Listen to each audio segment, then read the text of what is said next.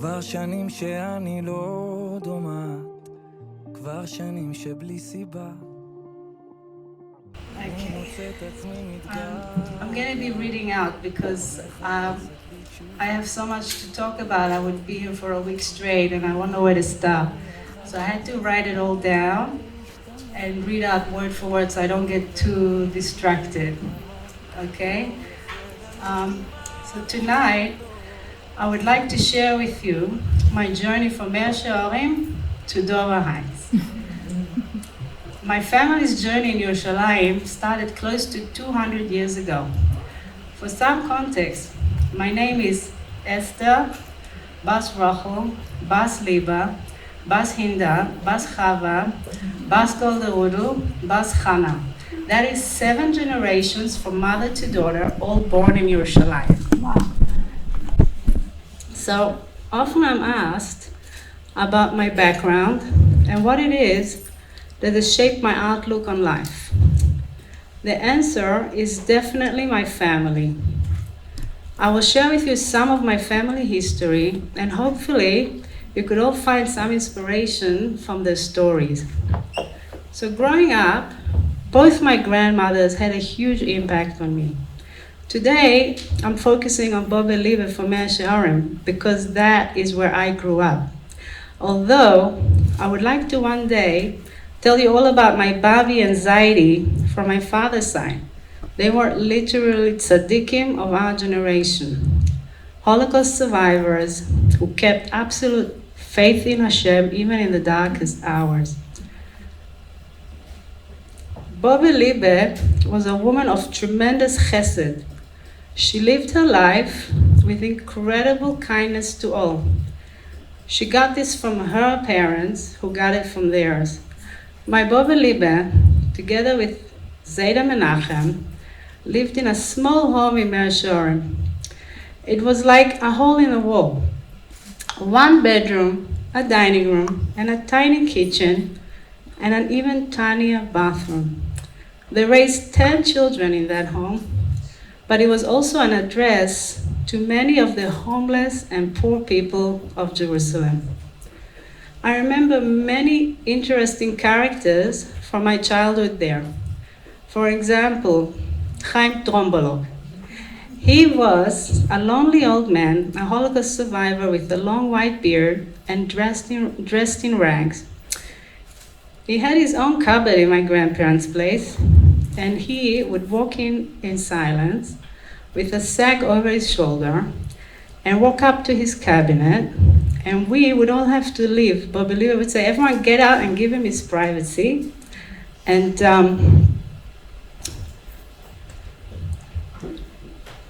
so we'd have to leave the room, and none of us ever dared to touch his cupboard. And after he passed away, my uncles opened it up and found sacks full of old, worthless currency and clothes. So it's a tiny dining room, but enough space for a homeless beggar to keep his own cupboard. There were quite a few regulars who would come to the door consistently every Friday with a bag to pick up Shabbos food as if it was the local takeaway shop.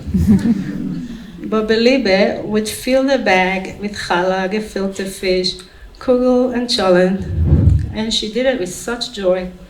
And she was just so happy to just hear them bless her. And she used to stand there, and just say Amen with such kavanah, as if she was receiving a blessing from a holy rabbi. There was also the maidel. We called her the maidel. Her name was Shoshana, actually. And she would come every day around mid-morning. And I think she was autistic, and she had a severe stutter. And she would request a sandwich. She used to say, sandwich in mayonnaise v'zeitim. She wanted a mayonnaise and olive sandwich. And this would repeat itself every day. And Bobby Liebe used to sit with her and help her say the bracha. And she would keep her company while she was eating. And I'm just getting a bit emotional because I remember this is emotional stuff because it was on the day that my grandmother passed away. She passed away in the early morning hours, like 5 a.m. And that morning was going to be the funeral, and the house was mad. And this maid walks in, and she doesn't know what's going on. And my aunties are like helping her out. And yeah, I remember it like very clearly. I was there. So they were giving her a sandwich, and she had no idea what was happening, but it was every day. And I always cry when I talk about the Baba Liba. Yeah. It's like a deep connection, I think. Mm-hmm. Anyway, so yeah, she just had all the time in the world for this girl. And it didn't matter how busy she was.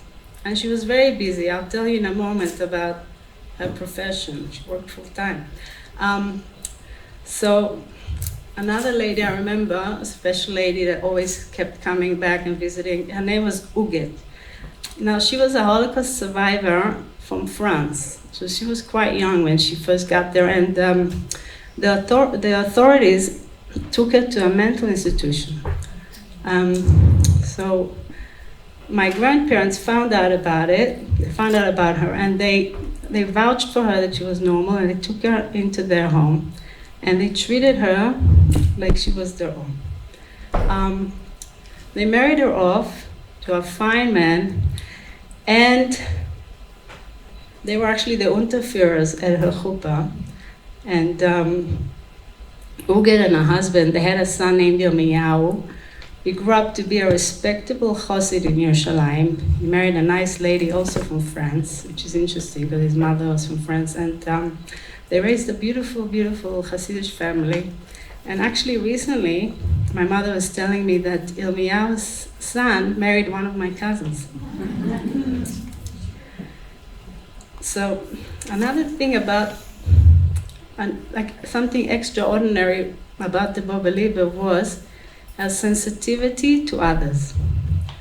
So I could go on with many, many stories to bring out this point, but I'll share one. So every day, all the kids in the neighborhood would be outside in the yard and play until it was time for supper, and all the mothers would call in their children to come inside and eat and get ready for bed. So Baba Liba would also, oh, thank you. Aw, that's so nice, thanks. L'chaim. So, yeah, so the Baba Liba would go out to the yard and start calling out her children. Shloime, Leibish, Mota, Herschel, Yosef, David. Anyway, so she had 6 sons and 4 daughters. She just called in the boys, come, stop playing, it's time for dinner. So all the mothers used to do that. They shout out the children's names and bring them in for dinner. So one day, the son of one of the neighbors sadly passed away. He was a little boy, and his name was Herschel. So the next day, she went outside to call her kids in, and when she came to the name Herschel, she immediately stopped and yeah.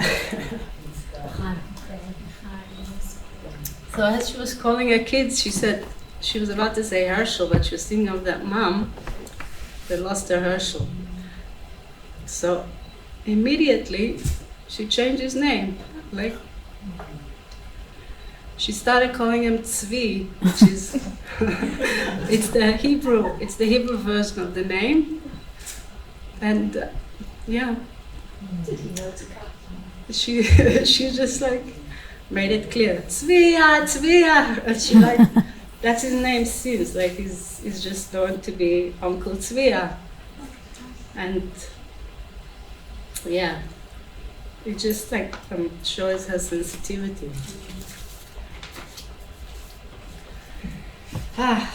Yeah. Now, the Bobeliba worked full-time. So her profession was to sew garments for the men of Mea Shearim. They wear something called kaftan. It's like that golden, it looks like gold stripy, it's like an overcoat, and then they have this brown silk one that goes on top of it that they wear especially for Shabbos. And then there's the weekday one, which looks a bit more grayish. It's like silver stripes with gray, a bit of green, you know. So it's like this particular garments that all the men wear in Mea Shearim. And Bobby Liebe, she made those clothes, and that was her full-time job, and her mother, the Bobbe Hinda, also worked in the same profession. And her mother, the Bobbe Chava, she had a small store in Mea Shearim. And she would sell sewing appliances and also accessories for babies. So one day, someone came into the shop, couldn't afford much, and his wife has just had a baby, and they needed baby accessories. So Bobbe Chava gave him a big discount. And that night, when her husband, Zayda Leibish, was doing the accounts, so Bobbe Chava told him about the discount that she gave. So Zayda Leibish said, if you gave one person a discount, then everyone who came that day deserves the same discount. Otherwise, it's not fair.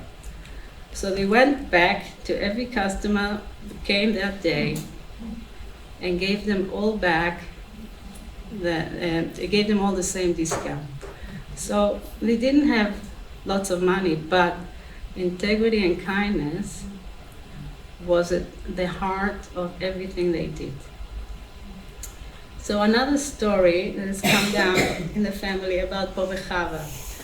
One day, during a very difficult time when the Jews in Jerusalem, most of them were living in extreme poverty, and her son came home from school, and he said that he gave his apple to a friend who didn't have much to eat. So from that day on, Bobbe Chava sent extra food with her son every day so he could always share with his poor friend. In 1918, there was a pandemic of typhus in Yerushalayim, and many people died. My great-great-grandfather, Zayda Leibish, worked for the Chevra Kadisha. And by the way, my uncles still work in the Chevra Kadisha today. And because of infection, people who died were not being buried, and their bodies were left in an isolated area. My Zayda could not bear to see that there were people who died and were not being buried. So he went ahead and did the mitzvah of burying the dead. Unfortunately, this mitzvah cost him his life. And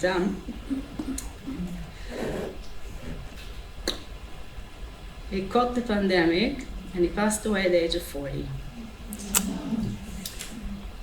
Now, his wife, the Bobbe Chava, she would go and visit the sick people so that they would not die alone.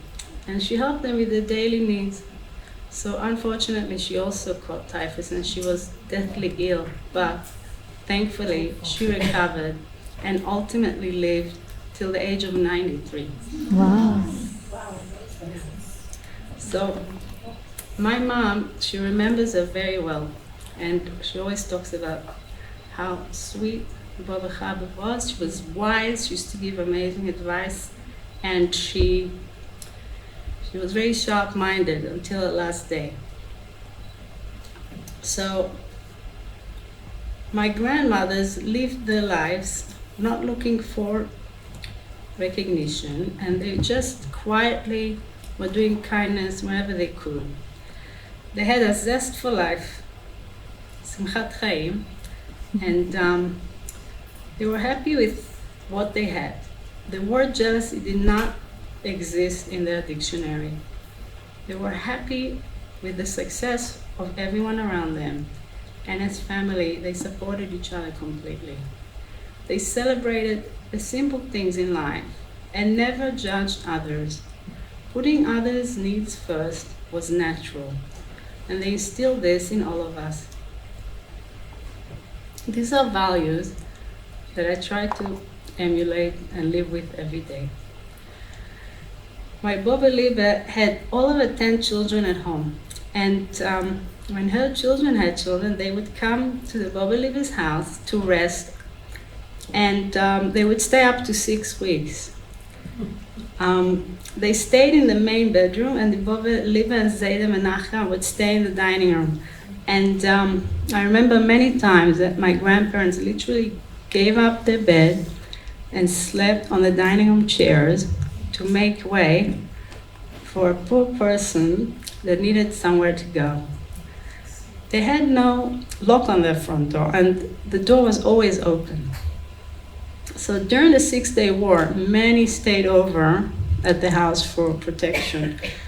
And I also remember when it was the Gulf War in 92, it was in 91. So the sirens were going off in Yerushalayim, and tens of homeless people came marching into the house for shelter and to feel safe. They didn't even have like a proper insulated room. The house wasn't even closed up properly, but everyone somehow felt safe in the Bova's presence. So now, the greatest compliment anyone in the family could get is that they were behaving and acting like the Baba Liebe. And she was the ultimate role model for all of us. Now, a bit about myself. For school, I went to a Yiddish cheder in Mea Shearim, and the language we spoke at home and in school was Yiddish. And I only knew a few words in English. At some point, my father got introduced to Chabad, and he went to see the Rebbe. My father is one of the leading halachic authorities in the world in many topics, and is a best-selling author of many important halacha books. As a young man, he was already a genius in Torah. So moving to Chabad created a big change for our family and extended family. This was particularly a big challenge for my mother. One of the reasons being is that in Mea Shearim, children and grandchildren grow up nearby and often spend their whole lives living only a few blocks away from their parents. Everyone is able to participate in all of life's milestones and simchas. In Chabad, the children often grow up to go on shlichus, which means that they bring up their families in different cities and countries, and there is not a lot of family time together. Indeed, this is what happened, and my siblings are spread out throughout the world. So my mother's vision of how her family would live in the future was completely changed. However, years later, my mother says how much nachas she has when she sees all the good work and impact that her children have made and continue to make in spreading Yiddishkeit throughout the world. So last Pesach, she told me that even though we were all spread out, but when she was sitting at the Seder table, she closed her eyes and felt as she had the longest Seder table.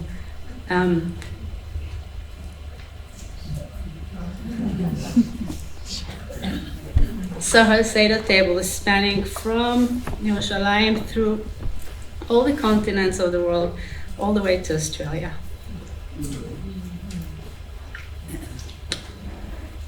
So, when I was 9 years old, my father took me to New York to see the Rebbe.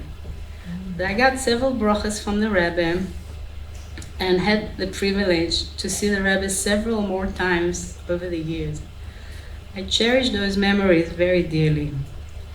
When I finished school, I went to Chabad seminary in Tzfat. And as the oldest daughter of 7 sisters, my father always told me that my decisions would impact all my younger siblings. And I felt a great responsibility to do the right thing as my younger sisters looked up to me. I would like to think that I was a positive influence on them at critical times in their lives. And in fact, most of them serve as Rebbitzins and Shluchas of the Rebbe and Chabad all over the world. It's in Russia, Cyprus, France, Israel, New York, and my brothers are also rabbis and shluchim doing the Rebbe's work in the US, Argentina, and Israel. My mother has also been a tremendous influence on my life. She gave birth to 17 children. Whoa. And although she had her fair share of tzores and sadness, she has complete faith in Hashem at all times. Growing up, she was always very calm in the face of challenge.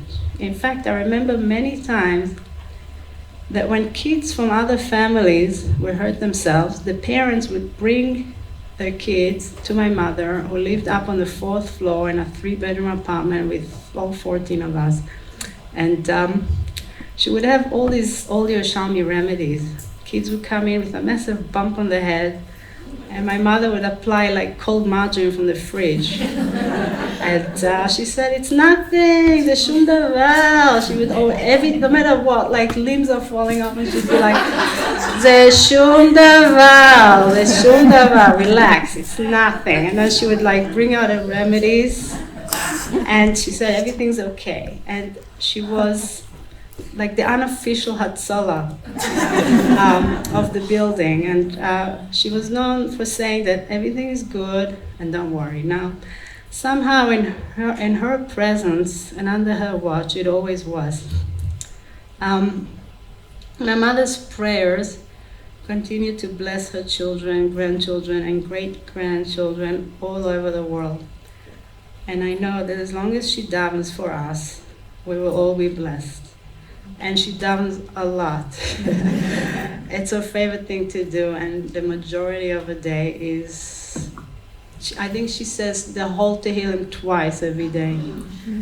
And yeah.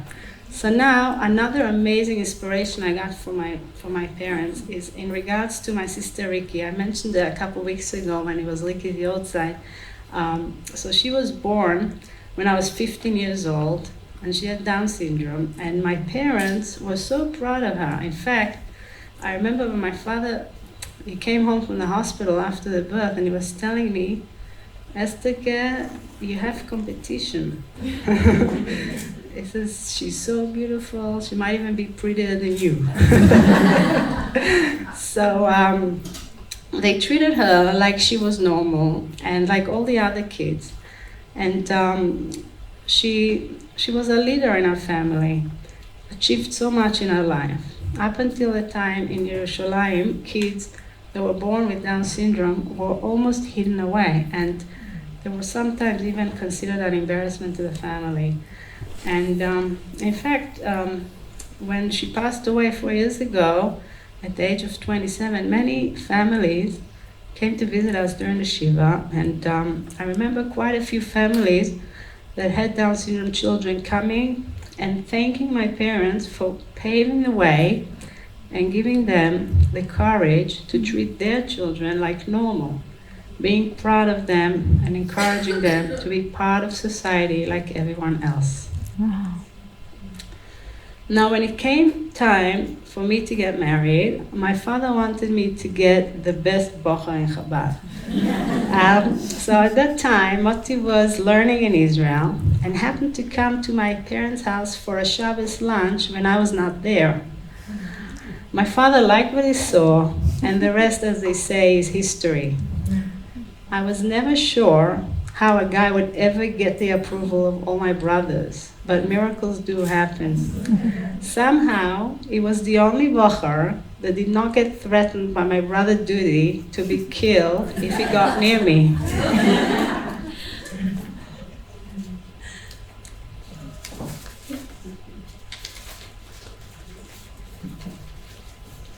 I had never even dreamt of living in Australia, and in fact, I never even heard of Australia before. And when we were going out, I told Moti that I would be happy to go on shlichus and that I would be prepared to live anywhere in the world as long as we had a good marriage and were doing the Rebbe's work. So I would even be happy to move to Australia. As soon as I said that, he proposed. So looking back, I feel so blessed that we had the opportunity to start Dover Heights Shul together 25 years ago. And it's true that in many ways, Dover Heights is a world away from Mea Shearim. But we feel it's our mission to try and bring a little bit of Yerushalayim to Sydney every day. Now I would like to show you an 8-minute video of my family and of my mother explaining and showing where she was brought up, and also where our family has lived for decades.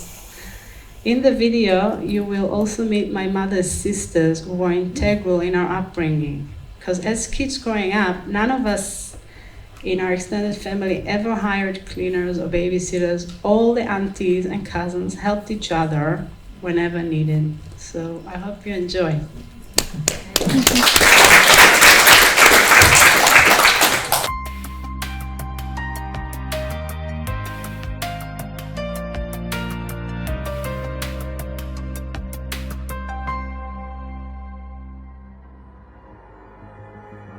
ירושלים, העיר העתיקה בצל הפרעות, חנוכה תש"ח. זוג צעיר ירושלמי, מנחם הלוי גורמן, ואשתו ליבה, בהיריון מתקדם, ועל זרועותיה בנה הבכור שלוימלה, יוצאים את העיר העתיקה לפני הכניעה, אל עבר בית אביה, הרב הצדיק, רב עמרם בלוי. היא יודעת שצריכה ללדת בכל יום, והמצב בעיר העתיקה היה כזה שבהחלט עלול היה להיסגר עליהם החומות מבלי אפשרות לצאת. אני נולדתי למעשה בעיר העתיקה. ואני הייתי בשנתיים, אז הייתה המלחמה, והיינו כאן אצל הסבא שלנו בבתי הונגרים, כשכבשו הערבים את העיר העתיקה. לפני זה יום שישי בא הדוד שלי, עם אוטו משוריין, והוא הוציא אותי ואת האמא שלי ואת הסבתא שלי ועוד כמה אנשים.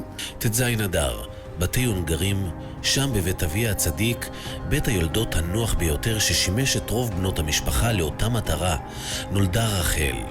רוחלה, קראו לה בחיבה. זמן קצר לאחר מכן פרצה מלחמת השח, תקופת הפגזים שהתעופפו יום יום ושעה שעה על העיר החדשה בה רבים וטובים נספו.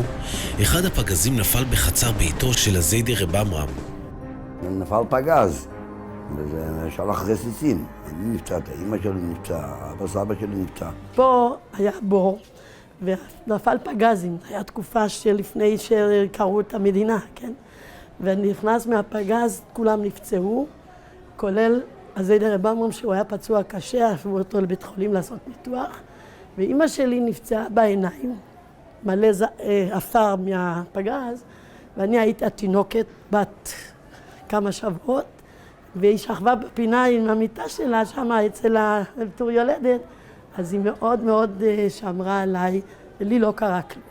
פה הרחוב הזה נקרא בית ספר אלטשולר, ככה קראו לזה, המקום ההוא. היה שם מקלט שכל אנשים מבתי ורשה במלחמת השחרור הלכו למקלט ההוא. אז האמא של אבא שלה הייתה גרה בבתי ורשה. אז הוא הביא אותנו בתור עזובי מלחמה שהאמא הלכה בבית רבי.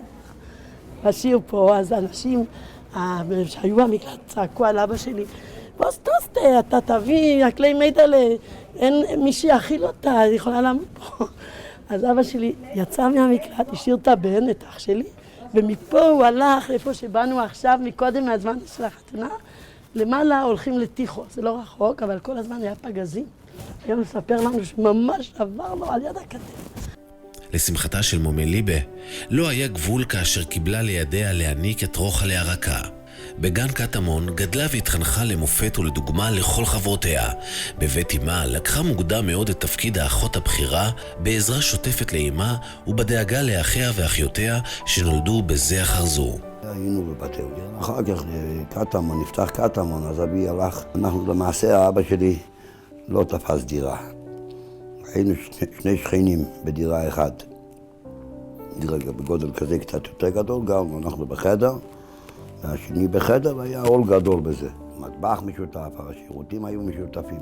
ורוחל נולדה ממש, היא נולדה בתש"ח. היה עניות גדולה אז, אבל היינו בריאים. שמחים, האמא שלי הייתה חזקה מאוד. ברוך השם לא היה לנו ירושה לריב על זה, אז לא רבנו. ואנחנו פה גרנו, זה היה בית, הנה גרים פה עכשיו משפחה, לא משפחה שלי. שלום עליכם. Mein Seder Amro Madu gewohnt, ja? Sie will da unten in der Bilder, weil meine Kinder wollen sehen, wieder sie dort gewohnt. Aber sie müssen nicht da reingehen. בסדר. Wir will. זה einfach עכשיו. הקויה. Was meinst du, ich bin ein schlechter Mensch? ist das Die kennst mir ורד nicht. ויינברגר, אבל מייס. Ich bin gut. אז אתה יכול להיכנס, הכל אותו דבר, לא השתנה. פה היה מיטה, שולחן, שפקי, הכל אותו דבר. הם הוסיפו זה, אבל זה לא שלנו. פה היה סלון, בבקשה. זה היה, אבל עכשיו, זה לא הבית שלנו. פה תפרו, בובה שלי, קראו לה אינדה, תפרו קפטנסלי, אתה רואה מהלבושים של הרבר הלך? זה הייתה תופרת. מלא גוטה זהב, ממש. פה נולדתי, אמי זיכרונה לברכה, לא ילדה בבית רפואה, רק בבית. אני השנייה, הבכור שלנו נולד פה, ואני השנייה. ואחרי זה, פה היה מיטה של סבתא, והחוצה היה, כולם הסתובבו פה.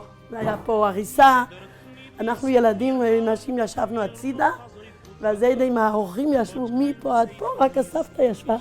פה למעלה יש בית כנסת שקוראים לפופר שול, פופר, והאלתר זיידה שלי היה מתפלל שם כל השבתות, והיה עולה במדרגות. בחצר, אז היה לנו שכנים, שלנו היה כאילו, עד פה אנחנו מנקים, עד פה הם מנקים. ביום שישי היינו חברות, ואחת לא עברה את השנייה. ובפסח גם ככה, ניקינו את כל החצר ואת כל הקירות, מה שאתה רואה, אבנים, עלו על זה, הדודות שלי כולם באו.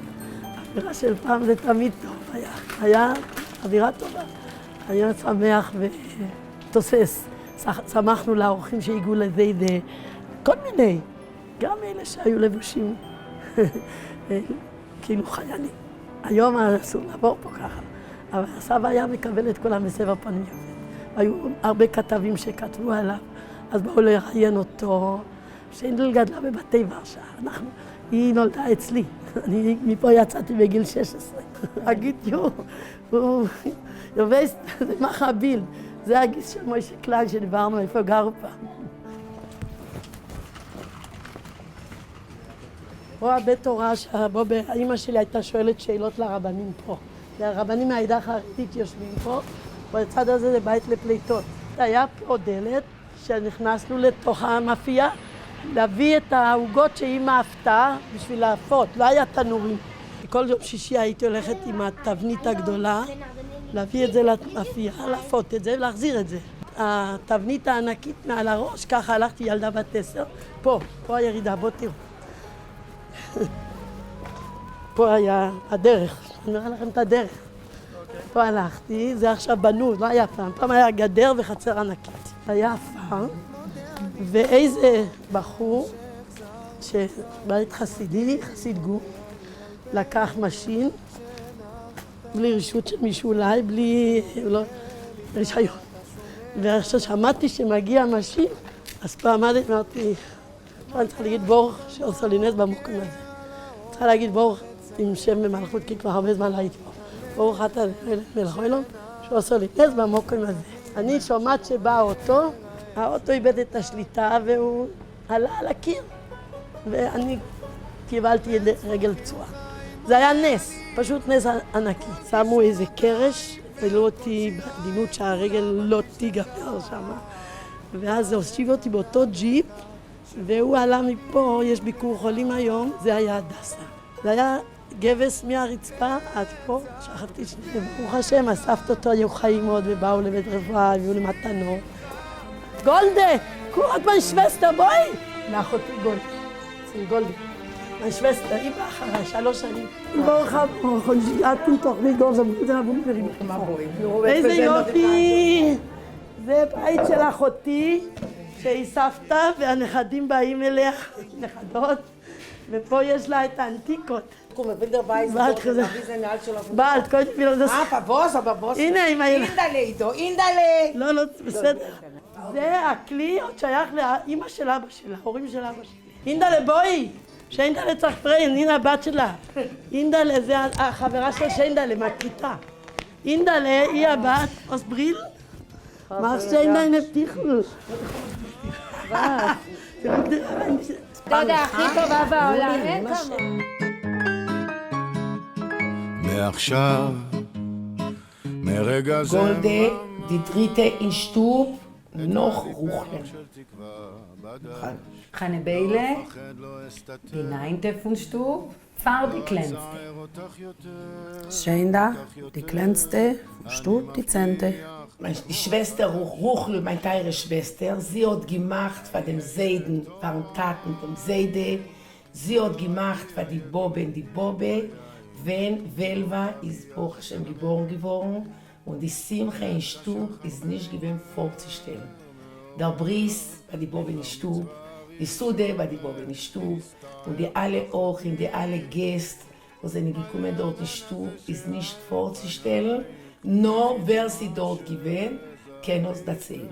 Und ich, als noch ihr die Schwester, was hat gedacht, das auch helfen, ist das gewesen, als eine schöne Sache, als mein ganzes Leben will ich spüren Simches, viele bei meinen Kindern, wie die Bobbe hat sich gefreut mit Ruchus erste Simche. פה זה היה השטח שילדים שבאו לבובה וזיידה עלו לפה לשחק. גרנו בקטמון, גרנו בשכונה מקודם ועברנו לפה. פה שיחקו הילדים שלי, פה היה אחות הבובה.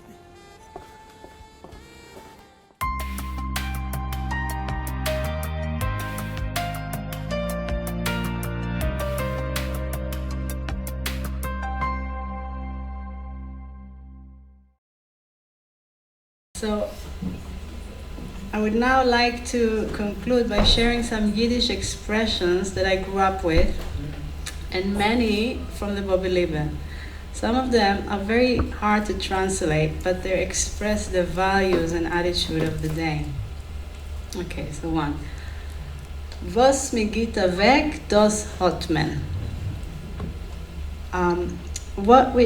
That which we give away, that is what we have. Meaning that we only take with us and we truly own the mitzvahs that we do and the tzedakah that we give away. Everything else is not really ours.